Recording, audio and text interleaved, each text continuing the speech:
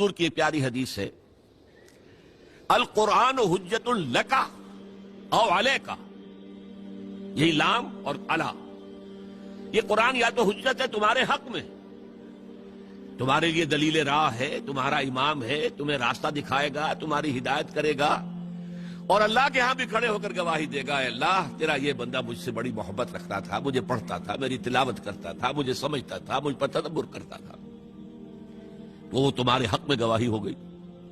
او علیکا، یا تمہارے خلاف، اے اللہ یہ بدبخت کہتا تھا کہ میں مانتا ہوں قرآن کو، مجھے پڑھتا تک نہیں تھا، اس نے کبھی مجھے کھول کر نہیں دیکھا، اور پڑھتا تھا تو بغیر سمجھے پڑھتا تھا، اور کچھ سمجھ بھی لیتا تھا تو عمل نہیں کرتا تھا۔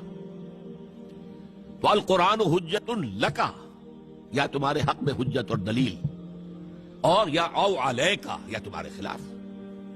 تو شہادت کا یہ معاملہ سمجھ لیجئے کہ کسی کے حق میں کسی کے خلاف۔ تو یہ جو جزوی اطاعت ہے، یہ اطاعت نہیں کہلائے گی، بلکہ یہ تمسخر کہلائے گا، ڈٹھائی کہلائے گی، استہزاء کہلائے گا، دین کا مذاق اڑانا کہلائے گا۔ بات سمجھ رہے ہیں کہ نہیں؟ اور میں اور منطقی طور پر ثابت کر دوں کہ اگر آپ نے اللہ کے کچھ احکام مانے، کچھ نہیں مانے، تو جو مانے وہ بھی اللہ کے نہیں مانے۔ بظاہر بات میں بڑی عجیب کہہ رہا ہوں، اللہ کا ایک حکم آپ نے مانا، ایک نہیں مانا۔ بتائیے جو نہیں مانا کیوں نہیں مانا؟ کہ نفس کو پسند نہیں۔ جو مانا کیوں مانا؟ کہ نفس کو پسند ہے۔ دونوں حالتوں میں کس کی بات مانی؟ نفس کی۔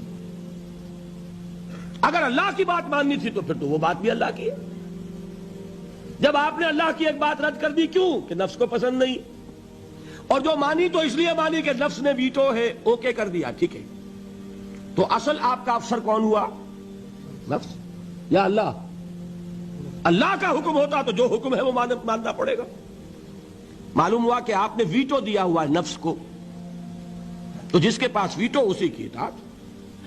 بظاہر آپ اللہ کا حکم مان رہے ہیں، حقیقت میں اپنے نفس کا حکم مان رہے ہیں، اللہ کہ آپ کی اطاعت کلی ہو، جو اللہ کا حکم سر تسلیم خم۔